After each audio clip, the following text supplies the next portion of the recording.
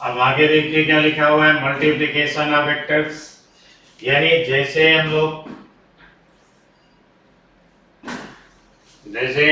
अभी अभी हम लोगों ने पढ़ा था ना एडिशन, फिर पढ़ा हम लोगों ने सब्ट्रैक्शन, वैसे ही वेक्टर में मल्टीप्लिकेशन भी होता है, वेक्टर में डिवीजन नहीं होता है। तो हम पहले मल्टीप्लिकेशन की अगर बात करें तो पहली चीज है कि वेक्टर क्वांटिटी को जब भी हम किसी स्केलर फिजिकल क्वांटिटी से मल्टीप्लाई करेंगे रिजल्ट हमेशा वेक्टर मिलेगा। पहला पॉइंट नोट करने वाली बात है, important point, if vector quantity is multiplied with scalar physical quantity then result is always vector. For example, अब देखिए एग्जांपल के लिए, जैसे अभी हम लोगों ने लिखा होगा फोर्स, फोर्स क्या होता है, मास इनटू एक्सेलरेशन। मोमेंटम का नाम सुना होगा, मोमेंटम क्या होता है, mass into velocity. Mass is scalar quantity but velocity is a vector. ऐसे ही आपने पढ़ा होगा velocity is equal to acceleration into time, समझ गए भाई। या टॉर्क इज इक्वल टू पढ़ते हैं हम लोग आई अल्फा, आई है moment of inertia scalar quantity, ठीक है, अल्फा वेक्टर क्वांटिटी, तो टॉर्क भी क्या होगा, वेक्टर क्वांटिटी होगा। एंगुलर मोमेंटम अभी भी बताया था मैंने, क्या होता है, आई ओमेगा, आई है moment of inertia scalar quantity, omega is the angular velocity यानी वेक्टर क्वांटिटी। तो जब भी हम किसी वेक्टर क्वांटिटी को किसी स्केलर फिजिकल क्वांटिटी से मल्टीप्लाई कर देंगे तो रिजल्ट हमेशा क्या होगा भाई, वेक्टर होगा। इतनी बात समझ में आ गई होगी। वैसे तो वेक्टर में डिवीजन होता नहीं, लेकिन अगर हम किसी वेक्टर क्वांटिटी को किसी स्केलर क्वांटिटी से डिवाइड करें तो रिजल्ट हमेशा वेक्टर ही होता है। जैसे इतना क्लियर हुआ, आगे देखते हैं। यानी अभी जैसे हमने डिस्प्लेसमेंट था, इस डिस्प्लेसमेंट को हमने टाइम से डिवाइड किया, क्या मिल गया हमको, वेलोसिटी मिल गई, because displacement is a vector quantity, time क्या है, स्केलर क्वांटिटी। अब अगर इस वेलोसिटी को हम डिवाइड कर दें टाइम से तो क्या मिलेगा हमको, एक्सेलरेशन। कैसी क्वांटिटी हो गया, वेक्टर क्वांटिटी। यानी rate of change of momentum की बात करते हैं हम लोग, मोमेंटम अपॉन टाइम की, क्या मिलता है, फोर्स मिलता है। यानी और ये सारी क्वांटिटी क्या है भाई, वेक्टर क्वांटिटी। वैसे तो वेक्टर में डिवीजन नहीं होता है, लेकिन अगर हम किसी वेक्टर क्वांटिटी को किसी स्केलर फिजिकल क्वांटिटी से डिवाइड कर दें तो बाय द वे जो रिजल्ट मिलेगा हमको, वो रिजल्ट हमेशा क्या होगा, वेक्टर क्वांटिटी होगा। समझ गए भाई। और किसी वेक्टर क्वांटिटी को अगर हम किसी स्केलर फिजिकल क्वांटिटी से मल्टीप्लाई करते हैं तो भी रिजल्ट हमको क्या मिलेगा, वेक्टर मिलेगा। तो ये तो हुई बेसिक बातें। अब हम बात करते हैं वेक्टर से वेक्टर को मल्टीप्लाई करेंगे तब क्या होगा। यानी वेक्टर को स्केलर से मल्टीप्लाई किया, रिजल्ट क्या रहा, वेक्टर।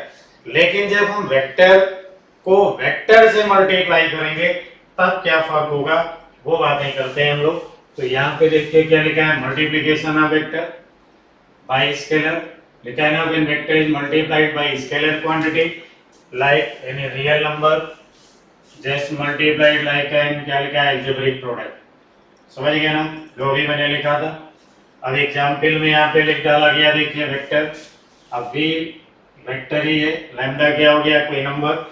यानी अगर किसी नंबर से आपने मल्टीप्लाई कर दिया, ये वेलोसिटी है, अब इसे अगर आपने 3 से मल्टीप्लाई कर दिया तो मैग्नीट्यूड इसका चेंज होगा बट रहेगा तो ये वेक्टर। ये बात है, आगे देखते हैं। फिर यहाँ लिखा हुआ देखिए, जब वेक्टर को हम वेक्टर से मल्टीप्लाई करेंगे, तो जब वेक्टर को हम वेक्टर से मल्टीप्लाई करेंगे तो यहाँ पे थोड़ा सा फर्क आएगा। वेक्टर टू वेक्टर में क्या होगा, कहेंगे एक में जो रिजल्ट होगा वो रिजल्ट क्या होगा, स्केलर होगा, और कभी कभी रिजल्ट क्या होगा, वेक्टर होगा। रिजल्ट क्या मिलेगा आपको, वेक्टर मिलेगा। यानी जब हम दो वेक्टर को आपस में मल्टीप्लाई करेंगे तो कभी तो रिजल्ट हमें स्केलर मिलेगा, कभी क्या मिलेगा, वेक्टर मिलेगा। तो बात करते हैं कि ये रिजल्ट हमें स्केलर कब मिलेगा, तो यानी जब हम दो वेक्टर को मल्टीप्लाई करेंगे रिजल्ट हमारा स्केलर होगा, तो इस बात को हम लोग क्या कहते हैं, डॉट प्रोडक्ट। क्या कहते हैं इसे, डॉट प्रोडक्ट कहते हैं। और जब रिजल्ट हमारा वेक्टर आएगा तो इसे हम कहते हैं क्रॉस प्रोडक्ट। समझ गया भाई। जब हम वेक्टर को वेक्टर से मल्टीप्लाई करेंगे, कभी रिजल्ट हमें स्केलर मिलेगा, क्या कहेंगे हम उसको, डॉट प्रोडक्ट। कभी रिजल्ट हमें वेक्टर मिलेगा, क्या कहेंगे हम इसको, क्रॉस प्रोडक्ट कहेंगे। तो एक हो गया डॉट प्रोडक्ट, दूसरा क्या हो गया, क्रॉस प्रोडक्ट। अब बात करते हैं हम लोग यहाँ पे, पहले तो डॉट प्रोडक्ट की बात करते हैं। तो देखिए डॉट प्रोडक्ट में क्या होता है कि जैसे यहाँ पे मान लो ये है वेक्टर ए और इधर ये बना हुआ है वेक्टर बी, इन दोनों के बीच में ये एंगल है थीटा। अब देखो ए का जो इधर कंपोनेंट होगा वो कंपोनेंट कितना होगा, आप कहोगे cos थीटा होगा। अब अगर हम यहाँ लिखें vector B dot vector A, तो यहाँ पे हो गया भाई बी और a cos थीटा। तो रिजल्ट क्या मिला हमें यहाँ पे, बी cos थीटा। यानी when a vector is multiplied with the component of other vector in direction of first, तो रिजल्ट क्या होगा, स्केलर होगा। और हम क्या कहेंगे इसको, डॉट प्रोडक्ट कहेंगे। तो डॉट प्रोडक्ट क्या होता है, product of one vector with the component of other vector in direction of first. यानी यहाँ पे एक तो वेक्टर है बी और दूसरा क्या है, वेक्टर ए का कंपोनेंट है जो वेक्टर बी की डायरेक्शन में है। इन दोनों को हमने मल्टीप्लाई किया तो रिजल्ट हमें क्या मिला, बी ए cos थीटा या ए बी cos थीटा। इतनी बात समझ में आ गई होगी। अब इतनी बात क्लियर है तो फिर देखो इसका रिवर्स देख लेते हैं। इसका रिवर्स क्या हुआ, कहेंगे ये तो है भाई वेक्टर ए और ये था वेक्टर बी, दोनों के बीच में एंगल थीटा है। अब अगर हम बी को रिजॉल्व करके इधर लाते तो ये क्या होता, बी cos थीटा। यहाँ पे अगर हम ए को मल्टीप्लाई कर दें बी cos थीटा से तो क्या मिलेगा हमको, ए बी cos थीटा। और इस ए बी cos थीटा को हम कहेंगे क्या, कहेंगे vector A dot vector B. यानी एक चीज तो यहाँ क्लियर हो गई कि vector A dot vector B is equal to vector B dot vector A. और यहाँ जो रिजल्ट है वो रिजल्ट क्या है, स्केलर क्वांटिटी है। यानी इसका जो रिजल्ट आएगा उसकी कोई डायरेक्शन की रिक्वायरमेंट नहीं होगी क्योंकि वो स्केलर क्वांटिटी है। तो ए डॉट बी का मेन फार्मूला क्या हुआ, A B cos theta. B dot A का फार्मूला क्या हुआ, ए बी cos थीटा। यानी A dot B is equal to B dot A. और ये क्या होता है भाई, देखिए एक वेक्टर और दूसरे वेक्टर के कंपोनेंट का जो प्रोडक्ट होता है वही होता है डॉट प्रोडक्ट। समझ गए भाई। अब इस डॉट प्रोडक्ट के अपने कुछ एग्जाम्पल होते हैं। जैसे डॉट प्रोडक्ट, वर्क का नाम सुना होगा आप लोगों ने, वर्क को डिफाइन किया जाता है डॉट प्रोडक्ट से। यानी वर्क क्या होता है भाई, एग्जाम्पल की बात करते हैं भाई। तो वर्क क्या होता है, कहेंगे ये होता है F vector dot displacement vector. मतलब अगर इधर है डिस्प्लेसमेंट और इस डायरेक्शन में क्या है फोर्स, बीच में एंगल थीटा, तो जो वर्क होगा उसे हम लिखेंगे एफ एस cos थीटा। क्या लिखेंगे, एफ एस cos थीटा, जिसमें थीटा क्या दिख रहा है हमको, angle between force and displacement vector. Angle between force and displacement vector. तो इससे क्या डिफाइन किया हमने, वर्क। और वर्क ऐसी क्वांटिटी है, स्केलर फिजिकल क्वांटिटी है, वर्क की कोई डायरेक्शन नहीं होती। ठीक है भाई। दूसरी बात है, अब दूसरी बात यह है कि हमने अभी लिखा है work is equal to F dot S. अब अगर इसको हम टाइम से डिवाइड कर दें तो वर्क अपॉन टाइम हो जाता है पावर, और ये हो गया एफ डॉट वेलोसिटी। यानी फोर्स और वेलोसिटी का जो डॉट प्रोडक्ट है उससे क्या मिलेगा, पावर। इसी को हम लोग क्या लिख सकते हैं, F B cos theta, F B cos theta. समझ गए भाई। तो पावर क्या हो गया भाई, एफ बी cos थीटा। तो वर्क, पावर, एनर्जी ये सब डिफाइंड होंगे, किससे डिफाइंड होंगे, डॉट प्रोडक्ट से डिफाइंड होंगे। समझ गए। तो डॉट प्रोडक्ट का जो बेसिक फॉर्मूला बन के तैयार हुआ वो क्या मिला भाई, A dot B is equal to A B cos theta, ये यहाँ पे लिखा हुआ है, A dot B is equal to A B cos theta, और इस फॉर्मूले से हम लोग कैलकुलेट करेंगे डॉट प्रोडक्ट। अब मान लीजिए आपको यहाँ पे मिल गया वेक्टर ए और ये हो गया वेक्टर बी, और इनका डॉट प्रोडक्ट भी पता है, पूछ लिया गया एंगल क्या होगा। तो अभी अभी हमने लिखा था A vector dot B vector is equal to A B cos theta, इनके बीच में एंगल कैलकुलेट करना है। तो कॉस थीटा क्या होगा, vector A dot vector B upon magnitude of A into magnitude of B. इस तरीके से हम लोग कैलकुलेट करेंगे एंगल बिटवीन टू वेक्टर्स। क्या कैलकुलेट करेंगे, एंगल बिटवीन टू वेक्टर्स। अब एक चीज और है, थोड़ा सा और हम लोग देखते हैं। अभी अभी हमने लिखा है A vector dot B vector is equal to A B cos theta. अब अगर हम आपसे ये कहें कि यहाँ पे vector A is not zero, vector B is not zero, समझ गए भाई, बट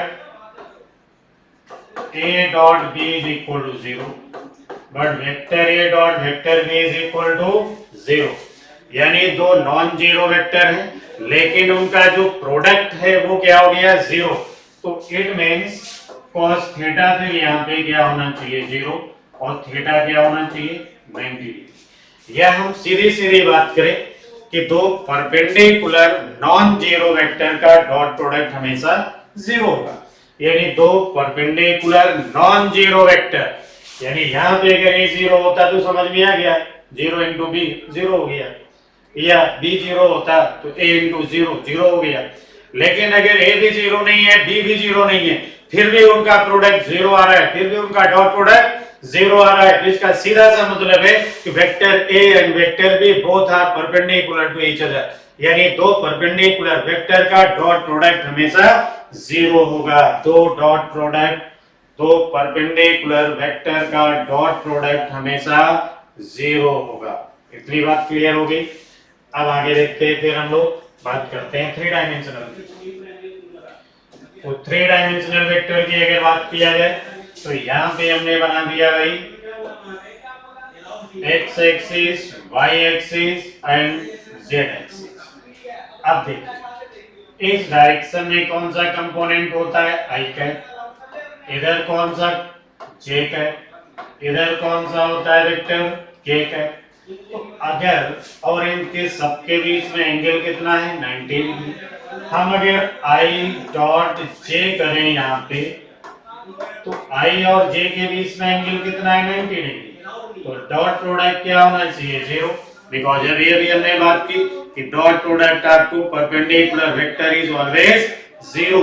तो आई वेक्टर एक्स एक्सिस के लो, जे वेक्टर वाई एक्सिस के लो, दोनों के बीच में एंगल 90 डिग्री, तो आई डॉट जे जीरो होगा। ऐसे ही अगर हम कहें कि नहीं जे डॉट के बताओ भाई, तो जे एंड के ऑल्सो परपेंडिकुलर, जे एंड के ऑल्सो परपेंडिकुलर, तो जे डॉट के क्या होगा, जीरो होगा। ऐसे अगर हम बात करें के डॉट आई, तो के डॉट आई, इनके बीच में भी एंगल क्या है, 90 डिग्री, इनका भी डॉट प्रोडक्ट क्या होगा, जीरो होगा।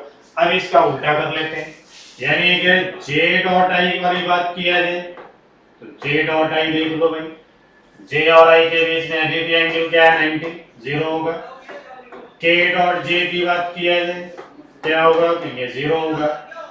आई डॉट के की बात कर दी जाए क्या होगा, जीरो होगा, क्योंकि ये सब परपेंडिकुलर है। लेकिन यहीं पे अगर हम करते आई डॉट आई, तो आई डॉट आई यानी दोनों किधर होते, पैरेलल, कितना आना चाहिए, 1 इंटू 1 cos 0, 1 हो गया।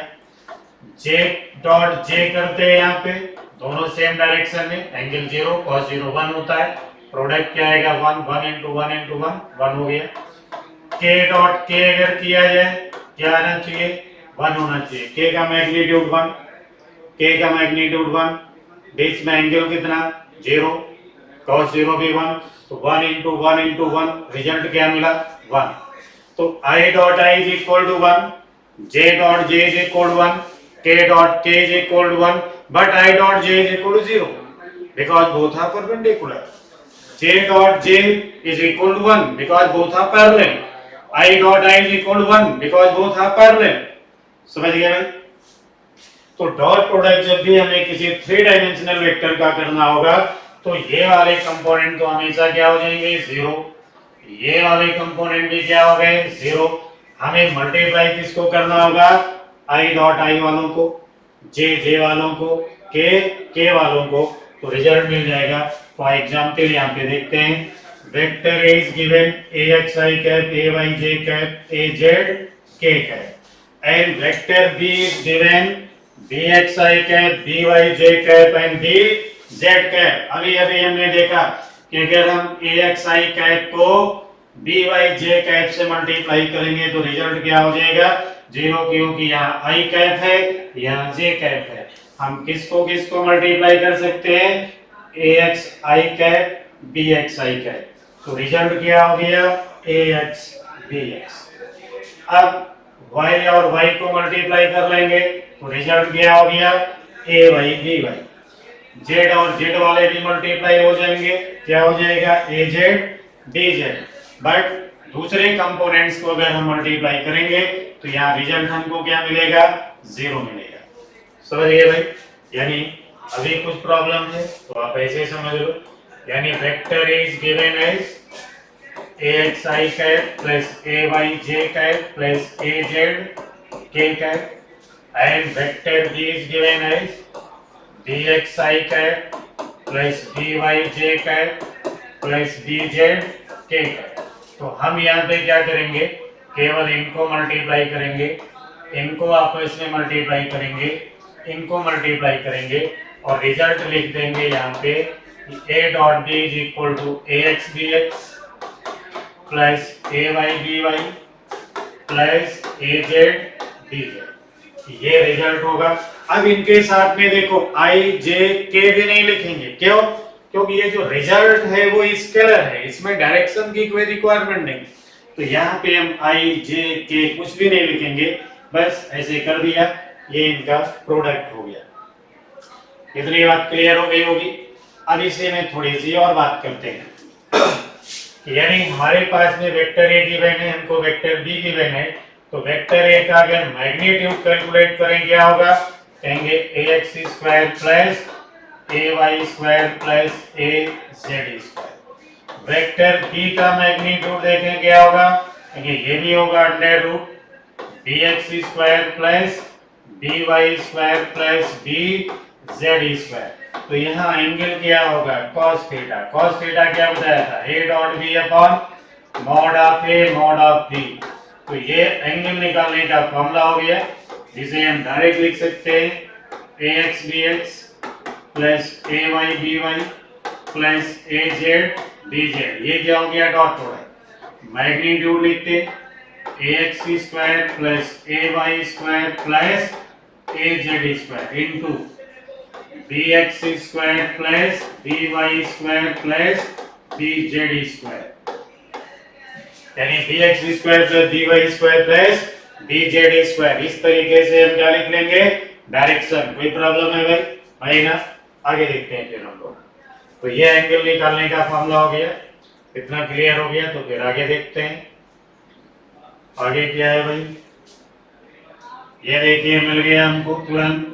Find the angle between two vectors A 2i cap plus j cap minus k cap and vector B I cap minus k cap। तो यहाँ पे हमें एंगल के लिए क्या करना पड़ेगा, इनका डॉट प्रोडक्ट निकालना होगा। डॉट प्रोडक्ट के लिए क्या करेंगे, देखो vector is given 2i cap plus j cap minus k cap and vector B is given I cap plus 0j cap minus k cap. अब इनका डॉट प्रोडक्ट करते तो ये आपस में मल्टीप्लाई होते, कितना हो गया भाई 2। ये मल्टीप्लाई होते कितना हो गया भाई 0। ये मल्टीप्लाई करते कितना हो गया भाई 1 हो गया, तो डॉट प्रोडक्ट कितना आ गया 3 यूनिट, ये मिल गया हमको ए डॉट बी। अब मैग्नीट्यूड ऑफ ए कैलकुलेट करेंगे तो ये हो गया 2 का स्क्वायर प्लस 1 का स्क्वायर प्लस 1 का स्क्वायर यानी √6 हो गया। अब अगर हम b का मैग्नीट्यूड लिखें तो bx स्क्वायर कितना हो गया 1 का स्क्वायर प्लस 1 का स्क्वायर यानी b भी हमको मिल गया √2 मिल गया। अब हम लिखते हैं यहाँ पे cos थीटा होता vector a dot vector b upon magnitude of a into magnitude of b। तो ये रहा cos theta is equal to a dot b calculated as 3 unit, तो ये हो गया 3 मैग्नीट्यूड ऑफ ए ये √6 मैग्नीट्यूड ऑफ बी √2 हो गया। समझ गए? अब इनको मल्टीप्लाई करो और एंगल निकाल लो। समझ गए? ये तरीका है एंगल कैलकुलेट करने का। उम्मीद है कि समझ में आ गया होगा। ठीक है भाई, तो फिर आगे देखते हैं। यहाँ पे देखिए क्या लिखा है कि vector 2i cap plus 3j cap plus 8k cap is perpendicular to the vector 4j cap 4i cap minus 4j cap होना चाहिए, उल्टा लिखे है, plus alpha k cap then value of alpha is, देखो वहाँ अल्फा लिखा है यहाँ पे ही लिखा है, नोट करने वाले भी निकलने होते हैं। ठीक है भाई, कोई बात नहीं। तो यहाँ पे देखिए vector is given 2i cap plus 3j cap plus 8k cap and vector b is given 4i cap minus 4j cap plus alpha k cap. अब हमें इनका निकालना है डॉट प्रोडक्ट, तो a डॉट b क्या होगा, ये आपस में मल्टीप्लाई कर लो, कितना हो गया 8, इनको मल्टीप्लाई कर लो, कितना हो गया -12, इनको मल्टीप्लाई कर लो 8 अल्फा। बट फिर हम कहेंगे कि dot product of two perpendicular vector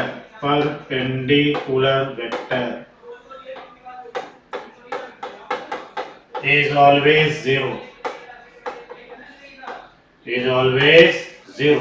यानी ये जो डॉट प्रोडक्ट है क्या होना चाहिए 0। अब ये 0 होना चाहिए, इसका मतलब 0 इज इक्वल -4 प्लस 8 अल्फा होना चाहिए। तो अल्फा इज इक्वल टू क्या होगा 4/8 यानी 1/2। तो अल्फा इज इक्वल टू क्या होना चाहिए 1/2। समझ गए भाई? इस तरीके से हम लोग कैलकुलेट करेंगे। और यहाँ पे कॉन्सेप्ट यूज कर लिया हमने, कौन सा, कि dot product of two perpendicular vector is always 0। ठीक है, इतना क्लियर हुआ? आगे देखते हैं इसके क्या है।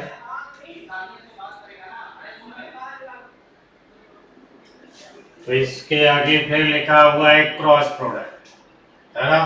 तो बात करते हैं हम लोग क्रॉस प्रोडक्ट। तो यहाँ जो क्रॉस प्रोडक्ट की बात है ना, तो हम लोग कहेंगे क्रॉस प्रोडक्ट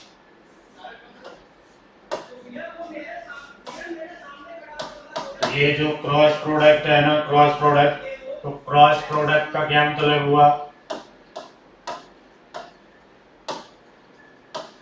क्रॉस प्रोडक्ट को कुछ लोग वेक्टर प्रोडक्ट भी कहते हैं। वेक्टर प्रोडक्ट मतलब क्या हुआ, कहेंगे जो रिजल्ट होगा, result is always vector quantity.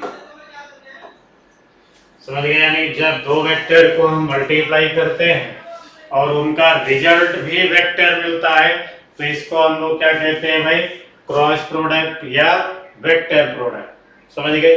इतनी बात क्लियर होगी।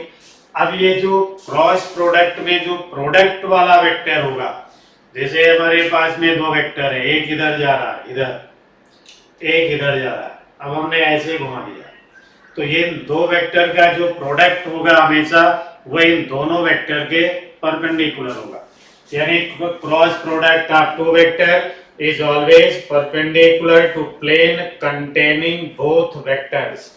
यानी कैसे करते हैं, क्या करते हैं वो देखो भाई।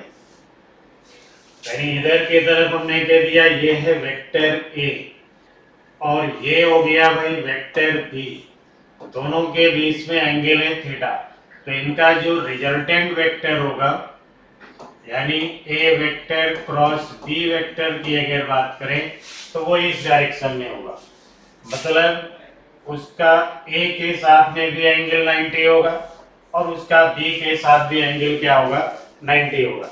यानी product vector is always perpendicular to plane containing both vector. जो प्रोडक्ट वेक्टर होगा वो हमेशा दोनों वेक्टर के परपेंडिकुलर होगा। इतनी बात क्लियर होगी। अब देखिए प्रोडक्ट वेक्टर की डायरेक्शन को डिफाइन करने के लिए हम लोग इस्तेमाल करते हैं राइट हैंड थंब रूल। अब आप कहेंगे कि ये राइट हैंड थंब रूल क्या होता है, तो राइट हैंड थंब रूल का मतलब इधर है मान लो वेक्टर ए और ये हमने इधर बना रखा है वेक्टर बी और हमें कैलकुलेट करना है vector A cross vector B. तो सभी के पास में राइट हैंड होगा, राइट हैंड यानी अपने दाहिने हाथ की सारी उंगली पहले वेक्टर की तरफ यानी ए क्रॉस बी करना है तो किधर रखेंगे ए की तरफ और इनको नेचुरल टर्न देंगे, बड़े आराम से इन्हें बेंड करेंगे। तो जब इन्हें नेचुरल टर्न देंगे टुवर्ड्स अदर वेक्टर यानी बी की तरफ तो ये थंब इधर जा रहा होगा, तो ये जो थंब की डायरेक्शन होगी वही इनके प्रोडक्ट की डायरेक्शन होगी। यानी प्रोडक्ट वेक्टर हमेशा परपेंडिकुलर तो होता है, ये बात तो क्लियर है, बट यहाँ ए क्रॉस बी कर रहे हैं आउटवर्ड आ रहा है, यानी ये जो पेन दिख रहा है आपको ये क्या है, कहेंगे यही है प्रोडक्ट वेक्टर। अब ये प्लेन के परपेंडिकुलर आ रहा है, बोर्ड से बाहर निकल रहा है, इट मींस ये ए के भी परपेंडिकुलर है और बी के भी परपेंडिकुलर है, तो product vector is always perpendicular to plane containing both vectors. समझ गए? डिफाइन कैसे करेंगे, कहेंगे राइट हैंड थंब रूल से डायरेक्शन को डिफाइन करेंगे। क्या होगा, कहेंगे पहले वेक्टर की तरफ यानी stretch the fingers right hand fingers towards first vector and give natural turn towards other vector then thumb shows direction of their cross product. समझ गए? राइट हैंड थंब रूल क्या है, यहाँ पे अगर हमें करना होता B cross A, B cross A करना होता तो पहला वेक्टर क्या हो गया था बी, सेकेंड वेक्टर क्या हो गया ए। अब हम फर्स्ट वेक्टर की तरफ ऐसे उंगली रखते, इनको नेचुरल टर्न देते ए की तरफ, तो थंब किधर जा रहा है, into the plane of board, यानी बी क्रॉस ए वेक्टर किधर जाएगा, कहेंगे into the plane of board जाएगा। बी क्रॉस ए वेक्टर किधर होगा, into the plane of board हो गया। समझ गए? तो डायरेक्शन कैसे डिफाइन करेंगे, राइट हैंड थंब रूल से। ठीक, क्या बताया हमने राइट हैंड थंब रूल, कहेंगे stretch the fingers towards first vector and give natural turn towards other vector, then thumb shows direction of their cross product and product vector is always perpendicular to both vectors। इतनी बात clear होगी। अब इतनी सी बात clear है तो हम लोग थोड़ा और बातें कर लेते हैं। फिर अब और बातें करने के लिए देखिए ये तो हो गया भाई वेक्टर ए और ये हमने बोल दिया आपको वेक्टर बी, ये एंगल हो गया थीटा। अब ए क्रॉस बी करते तो ये डायरेक्शन हो गई भाई ए क्रॉस बी की। लेकिन अगर इसी फिगर में हम लोग देखें कि ये वेक्टर ए है और ये वेक्टर बी है, लेकिन अब हम करना चाहते हैं वेक्टर बी क्रॉस वेक्टर है, तो बी की तरफ हम फिंगर्स को रखते, ए की तरफ टर्न करते, थंब किधर जा रहा है, into the plane, into the plane को मैंने डाउनवर्ड बना दिया, तो ये डायरेक्शन किसकी हो गई, वेक्टर बी क्रॉस वेक्टर है। यानी इन दोनों फिगर को देख करके एक रिजल्ट निकाला हम लोगों ने कि vector A cross vector B is not equal to vector B cross vector A. यानी इनका मैग्नीट्यूड तो सेम होगा बट डायरेक्शन दोनों की बिल्कुल अपोजिट होगी। समझ गए? ए क्रॉस बी अगर अपवर्ड है तो बी क्रॉस ए किधर है, डाउनवर्ड, यानी रिजल्ट में मैग्नीट्यूड तो सेम मिल सकता है लेकिन डायरेक्शन क्या होगी, बिल्कुल अपोजिट हो गई, 180 डिग्री का फर्क आएगा दोनों में। तो A cross B is not equal to B cross A. फिर किसके इक्वल हो सकता है, कहेंगे कोई बात नहीं, इधर की तरफ क्या बना रखा था हमने बी, इधर क्या बना हुआ है वेक्टर ए। अगर हम बी की डायरेक्शन को रिवर्स कर लें तो ये हो गया माइनस बी। अब यहाँ माइनस बी की तरफ हाथ रखते, माइनस बी की तरफ हम फिंगर्स को रखते और ए की तरफ ऐसे टर्न करते तो थंब इधर जा रहा होगा। यानी अब ये डायरेक्शन जो हमको मिली वो जानते हैं किसकी है, माइनस बी क्रॉस ए की। यानी यहाँ पे अब क्या कह सकते हैं कि vector A cross vector B is equal to minus B cross A. A cross B के इक्वल नहीं होगा लेकिन माइनस बी क्रॉस ए के इक्वल हो जाएगा। ये फर्क क्यों आया, डायरेक्शन का आया, मैग्नीट्यूड तो सेम होगा। इतनी बात समझ में आ गई। तो क्रॉस प्रोडक्ट को डिफाइन करते हैं राइट हैंड थंब रूल से। प्रोडक्ट हमेशा परपेंडिकुलर होता है, रिजल्ट जो मिलेगा वेक्टर होगा। इतनी बातें क्लियर होगी। अब इसका जो बेसिक फॉर्मूला है ए क्रॉस बी, उसे हम लोग लिखते हैं ए बी साइन थीटा।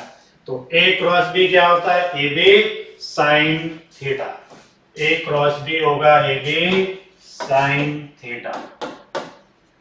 समझ गए, ये हो गया ए बी साइन थीटा। और ये है अगर बी, इसको हम कहते हैं वेक्टर ए, तो ये है इनके बीच में एंगल थीटा। अब यहां पर भी अगर हम साइन थीटा की बात करें तो क्या होगा, vector A cross vector B upon magnitude of A into magnitude of. इससे हम लोग क्या कैलकुलेट करेंगे, एंगल बिटवीन द वेक्टर्स। और थोड़ी आगे की बातें करते हैं। अब थोड़ी और आगे की बातें करने के लिए देखिए, हम अगर ऐसे बना ले वेक्टर ए और ऐसे बना दे वेक्टर बी तो यहाँ पे एंगल क्या हो जाएगा, जीरो। अब इनका अगर हम करें ए क्रॉस बी तो क्या लिख रहे होते, ए बी साइन जीरो। क्या रिजल्ट मिला हमको, जीरो।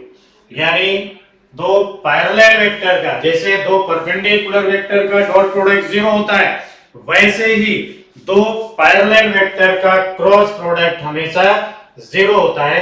तो अगर हमें कभी चेक करना हुआ टू वेक्टर्स आर पैरेलल और not, always find their cross product. यानी जब हमें ये प्रूव करना होगा या चेक करना होगा कि हमारे दोनों वेक्टर पैरेलल हैं या नहीं है, तो हम उनका क्रॉस प्रोडक्ट निकालेंगे और क्रॉस प्रोडक्ट उनका क्या होगा, जीरो आएगा, हम कह देंगे पैरेलल है।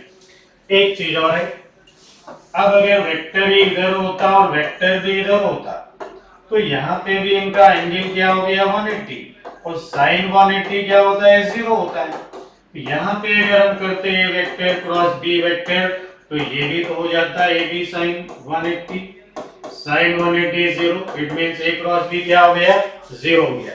तो पैरेलल और एंटी पैरेलल कैसे भी हो, इनका क्रॉस प्रोडक्ट हमेशा जीरो होगा।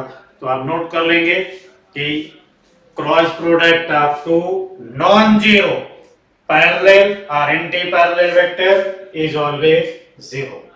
समझिए, cross product of two parallel और anti parallel vector is always zero. तो जब कभी भी हमें पैरेलल या एंटी पैरेलल चेक करना होगा, हम इनका क्रॉस प्रोडक्ट कैलकुलेट करेंगे। इतनी बात समझ में आ गई। और थोड़ा सा देख लेते हैं। अब देखिए इसका एप्लीकेशन क्या है, क्यों पढ़ते हैं हम लोग। तो मान लीजिए यहाँ पे हमने एक बना दिया वेक्टर ए और एक ये ऐसे बना दिया हमने वेक्टर बी और इनके बीच में एंगल है थीटा। अब हमें थोड़ा ध्यान से देखें तो ये क्या बन गया भाई, राइट एंगल ट्रायंगल बन गया। अब राइट एंगल ट्रायंगल बन गया भाई, तो इसकी एरिया क्या होगी, तो एरिया हम लिखते हैं half base into height, area into height. अब ये हाइट कितनी हो गई भाई, बी साइन थीटा होगी। तो ये तो हमने लिख दिया हाफ, फिर बेस हो गया ए, आगे लिखा बी साइन थीटा। तो इसे अगर ध्यान से देखें तो ये हो गया ना A vector cross B vector.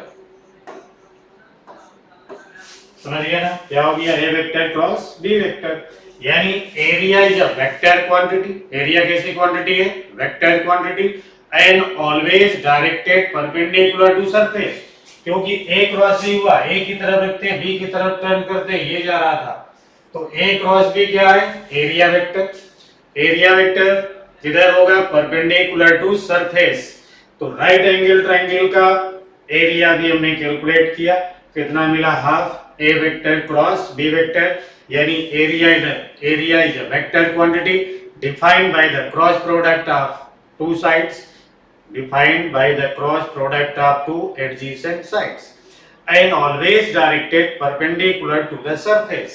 समझ गए भाई। अब अगर यहीं पे हम लोग बात करें कि ये तो राइट एंगल ट्रायंगल था, कुछ और होना चाहिए, कहेंगे कुछ और भी हो सकता है, हो तो सब कुछ सकता है, तो ये रहा वेक्टर ए और ये हो गया वेक्टर बी। अब फिर अगर ध्यान से देखो तो ये हो गया वेक्टर ए और ये हो गया वेक्टर बी, यानी यहाँ पे जो बन के तैयार हुआ वो क्या हो गया, पैरेललोग्राम बन के तैयार हो गया, और इन ए और बी के बीच में एंगल कितना है, थीटा। अब देखो भाई, अब इस पैरेललोग्राम की अगर हम एरिया लिखते तो पैरेललोग्राम की एरिया क्या होती है भाई, तो यहाँ लिखते अगर हम एरिया तो ये होता base into height, base into height, तो बेस यहाँ पे हो गया ए, हाइट हो गई बी, साइन थीटा, यानी वंस अगेन क्या मिला, A cross B, A B sine theta है ना, क्या हो गया, ए क्रॉस बी। तो एरिया कैसी क्वांटिटी है, वेक्टर क्वांटिटी है। अब ए क्रॉस बी किया तो ये हो गया भाई ए क्रॉस बी, यही है एरिया, तो area is a vector quantity defined by the cross product and always directed perpendicular to the surface, and always directed perpendicular to the surface। समझ गए भाई, तो ये हो गया क्रॉस प्रोडक्ट। और आगे बात कर लेते हैं थोड़ी सी, इतना समझ में आ गया, चलो एरिया से और क्या, सॉरी क्रॉस प्रोडक्ट से क्या डिफाइन करते हैं, टॉर्क, तो टॉर्क क्या होगा, R vector cross F vector, suppose ये एक्सिस ऑफ रोटेशन है, यहां से ये पोजीशन वेक्टर गिवन है आपको, और यहाँ पे ऐसे फोर्स लग रहा है, तो भाई टॉर्क का जो फार्मूला होता है ना, टॉर्क का जो फार्मूला होता है वो फार्मूला होता है भाई फोर्स इनटू परपेंडिकुलर डिस्टेंस, या फिर कहते हैं टॉर्क इज इक्वल होता है distance into perpendicular component of force, perpendicular component of force. तो यहाँ अगर हम फोर्स की बात करें तो कहते हैं ये एंगल थीटा है, तो एक कंपोनेंट इधर होता है, एक कंपोनेंट इधर होता, angle side component cos component, without angle side component sign component. तो यहाँ साइन थीटा क्या हो गया, परपेंडिकुलर टू पोजीशन वेक्टर, तो टॉर्क क्या लिखते हैं हम यहाँ पे, आर एफ साइन थीटा, यानी इसी टॉर्क को हम क्या कहते हैं, R vector cross F vector. तो torque is also defined by the cross product of position vector and force vector, बहुत इस्तेमाल होता है। कितनी बात समझ में आ गई, इतना क्लियर हुआ। और थोड़ा देखते हैं हम लोग फिर, और देखिए भाई, अब आगे चल के हम लोग पढ़ेंगे, या अभी हम लोगों ने एक्सियल वेक्टर की बात किया था, एक्सियल वेक्टर की बात किया था, इधर हमने क्या बताया था, एंगुलर वेलोसिटी, फिर कहा था ये एक्सिस, इधर क्या बताया था हमने, radius, radius is a vector quantity, और ये पार्टिकल इधर मूव कर रहा है कितनी वेलोसिटी से भी। अब अगर हम ऐसे हाथ रखते ओमेगा क्रॉस आर करते तो ये मिल जाता भी, यानी during circular motion velocity is also defined by the cross product of omega vector and radius vector. समझ गए भाई, तो इस तरीके से क्रॉस प्रोडक्ट का बहुत सारा इस्तेमाल होता है जो हम लोग करेंगे और धीरे धीरे सीखेंगे। ठीक है भाई, आगे बात करते हैं फिर हम लोग। तो अब देखिए बात करेंगे यहाँ पे हम लोग cross product of three dimensional vector, cross product of 3D vector. तो थ्री डायमेंशनल वेक्टर में भाई जैसे vector A is given, A1 I cap plus B1 J cap plus C1 K cap, and vector B is given as A2 I cap plus B2 J cap plus C2 K cap. यानी vector is given as A1 I cap plus B1 J cap plus C1 K cap, and vector B is given as B1 I cap A1 I cap sorry vector B is given as A2 I cap plus B2 J cap plus C2 K cap, और हम चाहते हैं vector A cross vector B। अगर हमें B cross A चाहिए होता तो पहले B लिखते बाद में A लिखते, लेकिन हमें क्या चाहिए A क्रॉस B, तो हम पहले कौन सा वेक्टर लिखेंगे A, बाद में क्या लिखेंगे B। समझ गए ना, इसका भी फर्क पड़ता है। तो A क्रॉस B करने के लिए देखो भाई, क्रॉस का मतलब हम ऐसे क्रॉस बनाएंगे मल्टीप्लाई करेंगे, फिर ऐसे क्रॉस के हिसाब से फिर मल्टीप्लाई करेंगे। ये तो होता है भाई पॉजिटिव और ये होता है नेगेटिव, यानी इसको माइनस करना होता है। अब कैलकुलेट कैसे करेंगे, तो वहां पे देखिए हमने लिख लिया है। अब आप सीधे सीधे यहाँ पे लिखो A vector cross B vector, इसके बाद में एक ब्रैकेट बना लो, I कैप लिखो, फिर माइनस, फिर एक ब्रैकेट बनाओ, J कैप लिखो, प्लस, फिर एक ब्रैकेट बनाओ, यहाँ पे लिखो K कैप। यानी इस तरीके से लिख करके पहले तैयारी कर लो। अब देखो क्या करना है, इतनी प्रिपरेशन करने के बाद मल्टीप्लाई कैसे करना है वो लिखा हुआ है, पहले ऐसे करना है बाद में ऐसे करना है। अब पहले वाले ब्रैकेट में देखिए यहाँ पे क्या लिखा है I कैप, यानी हमको इसमें I कैप की वैल्यू चाहिए, तो I कैप की वैल्यू लाना है तो हम ये I कैप वालों को छोड़ देंगे। I कैप लाना है तो I कैप वालों को छोड़ दो, बाकी J और K को मल्टीप्लाई कर लो। तो जब J और K को मल्टीप्लाई करेंगे ऐसे तो क्या हो जाएगा B1C2, वो यहाँ पे आ गया देखो B1C2। दूसरी बार हमने क्या बताया, ऐसे करना है, अब ऐसे मल्टीप्लाई करेंगे तो क्या हो गया माइनस, तो माइनस हो गया भाई C1B2। क्या लिखेंगे C1B2, समझ गए भाई। अब इसके बाद भी देखो J वाला लाना है, तो J वालों को तो छोड़ दो। अब J तो बिल्कुल ही छूट गए भाई, प्लस D1 J कैप, और ये हो गया A2 I cap plus B2 J cap. ठीक है भाई। हाँ, अब देखिए J कैप लाना है हमें, तो J कैप वालों को छोड़ दो, यानी इनको तो छोड़ दो, तो फिर मल्टीप्लाई किसको करेंगे A1C2 को, तो ये क्या हो गया भाई A1C2। अब ऐसे मल्टीप्लाई करेंगे तो माइनस C1A2 हो गया। अब K कैप लाना है तो K वालों को छोड़ देंगे, यानी इनको भूल जाओ, बाकी कौन बचा भाई I और J बचे, इन्हीं को मल्टीप्लाई कर देंगे। तो A1 से B2 को किया हमने, क्या हो गया A1B2। अब ऐसे करेंगे तो माइनस लगा लिया, देखो ऐसे किया मैंने, क्या हो गया B1A2। बस क्रॉस प्रोडक्ट हमको यहाँ पे मिल गया। समझ गए, इस तरीके से हम लोग क्रॉस प्रोडक्ट कैलकुलेट करेंगे। अब बात बताएंगे अभी कि इनको इस तरीके से क्यों करेंगे, वही बताते हैं हम आपको। तो भाई इतनी बात समझ में आ गई होगी। पहले क्या करना है, आपको दो वेक्टर गिवन होंगे, वेक्टर ए वेक्टर बी, दोनों को आप इस तरीके से अरेंज कीजिए। ए क्रॉस बी करना है तो पहले ए बाद में बी लिखो, बी क्रॉस ए करना है तो पहले बी बाद में ए लिखो। इतना हो गया। मल्टीप्लाई कैसे करना है, फर्स्ट देन इधर, उससे पहले ए क्रॉस बी लिख करके अपनी तैयारी करो। तीन ब्रैकेट बनाओ, आई कैप प्लस में होगा, जे कैप माइनस में होगा, के कैप प्लस में होगा। आई कैप प्लस जे कैप माइनस के कैप प्लस में होगा। तीन ब्रैकेट बन के तैयार हो गए। अब हमको आई कैप वाले ब्रैकेट को फिल करना है, तो हम यहाँ आई कैप को छोड़ देंगे, मल्टीप्लाई किसको करेंगे, जे और के को करेंगे। तो जे और के को किया, क्या हो गया B1C2 माइनस C1B2। अब हमको सेकेंड ब्रैकेट में जे लाना है, तो जे वालों को छोड़ देंगे, आई और के को मल्टीप्लाई करेंगे, तो क्या हो गया A1C2 माइनस C1A2। अब के कैप लाना है तो के वालों को छोड़ देंगे, केवल आई और जे को मल्टीप्लाई करेंगे, तो क्या हो गया A1B2 माइनस B1A2। और इस तरीके से इनका प्रोडक्ट हो गया। और प्रोडक्ट होने के बाद ये रिजल्ट भी हमको कैसे मिला, थ्री डायमेंशनल, यानी थ्री डायमेंशनल वेक्टर का जो क्रॉस प्रोडक्ट होगा वो भी थ्री डायमेंशनल होगा। तो ये जो लिखा हुआ है ये क्या है, कहेंगे ये है X component of A cross B. ये जो हमको दिख रहा है ये क्या है, कहेंगे ये वाई कंपोनेंट, ये है Y component of A cross B.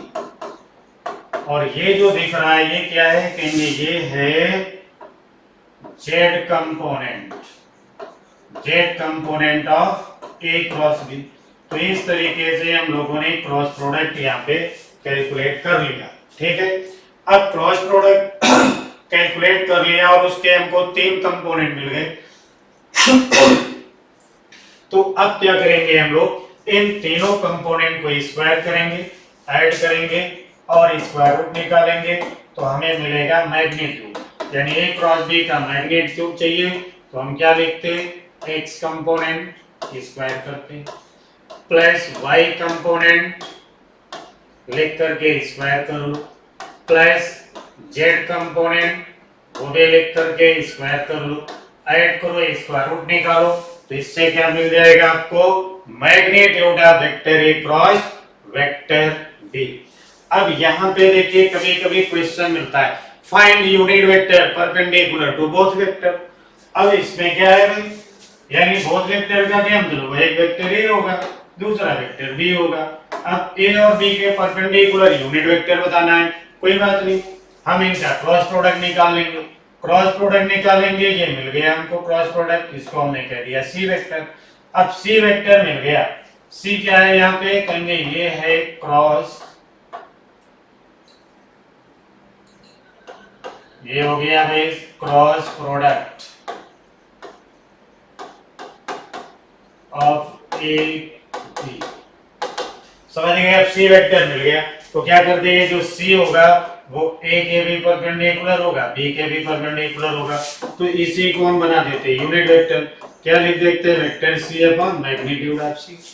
यानी दो वेक्टर का क्रॉस प्रोडक्ट निकालो, जो वेक्टर आया था अभी इस फॉर्मेट में आई कैप जे कैप वो ऊपर लिख दो और जो मैग्नीट्यूड यहाँ निकाला है वो यहाँ पे लिख दो।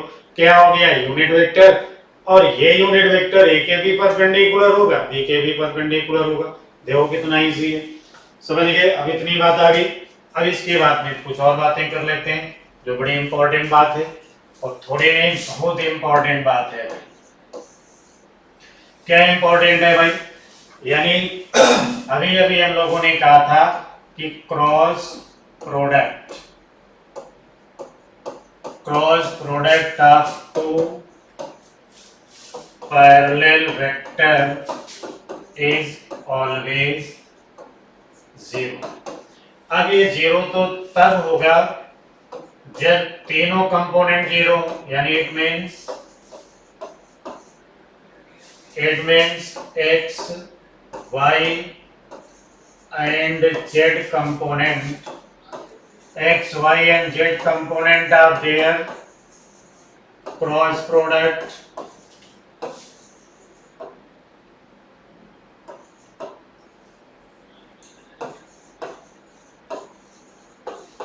product must be zero separately। यानी अभी अभी हमने कहा था कि दो पैरेलल वेक्टर का क्रॉस प्रोडक्ट हमेशा जीरो होगा। इसका मतलब है जीरो तो तब होगा कि जब अभी आपने ये जैसे तीन क्रॉस प्रोडक्ट लिख रखे हैं, अब ये जो तीन आपने यहाँ पे नोट कर रखे हैं फिलहाल तो ये आधे ही लिखे हैं, आई जे लिखा है कि तो है ही नहीं इसमें, है एक गलत क्या लिखते हैं यार ये लोग, समझ गए भाई। तो ये जो कंपोनेंट है ये क्या होना चाहिए, जीरो होना चाहिए। मतलब अगर हम बात करें एक्स कंपोनेंट की तो अभी हम लोगों ने एक्स कंपोनेंट कैलकुलेट किया था, क्या था b1 c2 minus c1 b2, और ये क्या होना चाहिए जीरो। तो यहां से मिला हमको b1 upon b2 is equal to c1 upon c2। अब हम कह रहे हैं y कंपोनेंट जीरो होना चाहिए, तो y कंपोनेंट जीरो होना चाहिए। y कंपोनेंट, तो ये y कंपोनेंट क्या लिखा था आपने, a1 c2 minus c1 a2, ये जीरो होना चाहिए। इसका मतलब a1 अपॉन a2 की वैल्यू क्या होना चाहिए, c1 अपॉन c2। और भी अगर कहेंगे नहीं जेड कंपोनेंट भी जीरो होना चाहिए, कर दो भाई जीरो। तो जेड कंपोनेंट क्या होगा, a1 b2 minus b1 a2 minus b1 a2, ये भी क्या होना चाहिए जीरो। यहां से क्या मिला, a1/a2 is equal to b1/b2, ये मिलके तैयार हो गया। इसका मतलब है कि अगर दो वेक्टर जो आपको मिल रहे हैं उनके ये रेशियो आई आई वाले रेशियो, जे जे वाले रेशियो और के वाले रेशियो, अगर ये सब रेशियो इक्वल हैं तो हम कहेंगे इनका क्रॉस प्रोडक्ट हमेशा जीरो आएगा और दोनों वेक्टर क्या होंगे, पैरेलल होंगे। तो कभी भी दो वेक्टर आपको चेक करने हो तो आप उनके ये रेशियो चेक कर लो, रेशियो अगर इक्वल हो जाता है तो उनका क्रॉस प्रोडक्ट हमेशा जीरो होगा और हम कहेंगे दोनों वेक्टर पैरेलल हैं। ठीक है भाई, तो अब बात करते हैं थोड़ा आगे। इतना क्लियर हो गया होगा, इतना क्लियर है तो फिर हम लोग आगे बढ़ते हैं। अब आगे बढ़ गया है, क्या लिखा, find unit vector perpendicular to A and B. देखो वही बात हो गई जो मैंने कहा था, वो मिल गया आपको। तो यहाँ पे अभी हमको क्या चाहिए, vector A cross vector B चाहिए। तो इसके लिए हमको पहले से तैयारी करनी पड़ेगी। इस तरीके के पहले भाई ब्रैकेट बना लें, फिर यहाँ पे क्या लिख लेंगे हम, के है। अब देखो लाना क्या है हमको, आई का है, तो इसका भी आई छोड़ दो, इसका भी आई छोड़ दो, मल्टीप्लाई कर दो भाई। किसको मल्टीप्लाई करोगे, क्या होना चाहिए भाई बताओ। अरे यार चलो फिर देखो, अच्छा देखिए यहाँ पे लिखा है ना ए क्रॉस बी करना है, ए लिखो बी लिखो, इसे बना दो भाई अगर बहुत टेंशन वाली कोई बात है तो। और आई हो गया, जे हो गया, के हो गया, ये सब बनाने में टाइम खराब होता है इसलिए हम इसको नहीं बनाते हैं, लेकिन बता ही देते हैं फिर आपको। 2i कैप हो गया, प्लस हो गया 3 और हो गया प्लस 1 हो गया। यहाँ पे क्या हो गया, 1 हो गया, -1 हो गया, +1 हो गया। अब फिर हमने कहा था ए क्रॉस बी के लिए बनाओ, तो ये तैयारी अपनी तैयारी बहुत जरूरी होती है, बहुत स्ट्रॉन्ग तैयारी होना चाहिए। ये जे है, ये के हो गया। अब क्या करना है, मैंने बताया था ना ऐसे मल्टीप्लाई करते हैं, याद होना चाहिए। फिर कहा था ऐसे मल्टीप्लाई करते हैं, वो भी करना है। तो ऐसे मल्टीप्लाई करेंगे, आई लाना है तो आई को छोड़ के मतलब इनको करेंगे, फिर इनको करेंगे, तो क्या होना चाहिए यहाँ पे, फिर 3 1 जा 3 हो गया और ये रहा माइनस माइनस क्या हो जाएगा भाई, +1 हो गया। ठीक है भाई, अब यहाँ पे जे लाना है तो जे को छोड़ दो, ऐसे मल्टीप्लाई करेंगे, क्या हो गया, 2 1 जा 2 हो गया, 1 × 1 हो गया। समझ गए भाई। फिर क्या करेंगे भाई, के लाना है, इनको मल्टीप्लाई करेंगे, क्या हो गया, -2 हो गया। अब इनको मल्टीप्लाई करेंगे, क्या हो गया भाई, -3 हो गया। बस मिल गया यहाँ पे हमको, क्या मिला भाई, 4i कैप और यहाँ पे हो गया -j कैप, क्योंकि +1 बचेगा, माइनस लगा -j कैप, वहां पे कितना हो जाएगा, -5k कैप। ये हो गया। अब चाहिए हमको मैग्नीट्यूड ए क्रॉस बी का, तो ए क्रॉस बी का मैग्नीट्यूड चाहिए, क्या लिखेंगे, 4 का स्क्वायर प्लस 1 का स्क्वायर प्लस 5 का स्क्वायर, कितना हो गया, 25 1 26, 26 16 कितने हो गए भाई,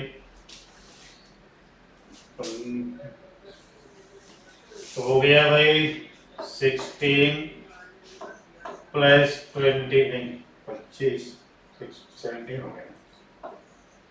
चलो भाई ये मिल गया भाई। अब ये हो गया,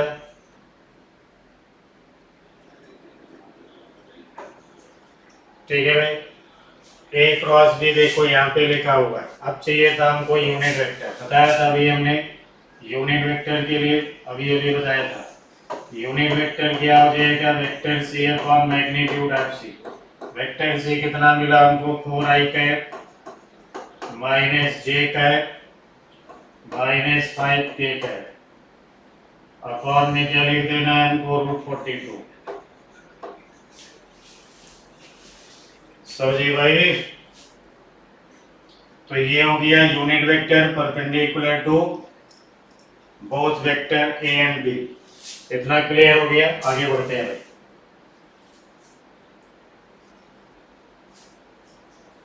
आगे लिखा है what is the angle between vector p plus vector q and vector p cross q। कोई बात नहीं, देखो तो बहुत अच्छा सा क्वेश्चन है। ये हो गया वेक्टर ए नहीं वेक्टर p, और ये क्या है वेक्टर q, और ये इनके बीच में हो गया angle theta. p cross q करते हैं, आपको पता है इधर आएगा p vector cross q vector. इतनी बात समझ में आ गई। और वो जो वेक्टर होगा वो इन दोनों के कैसे होगा, परपेंडिकुलर होगा। अब अगर इन्हीं को थोड़ा सा और आगे बढ़ाया जाए तो ये क्या बन गया, पैरेललोग्राम बन गया। पैरेललोग्राम बन गया तो इनका जो रिजल्टेंट होगा वो इधर हो गया।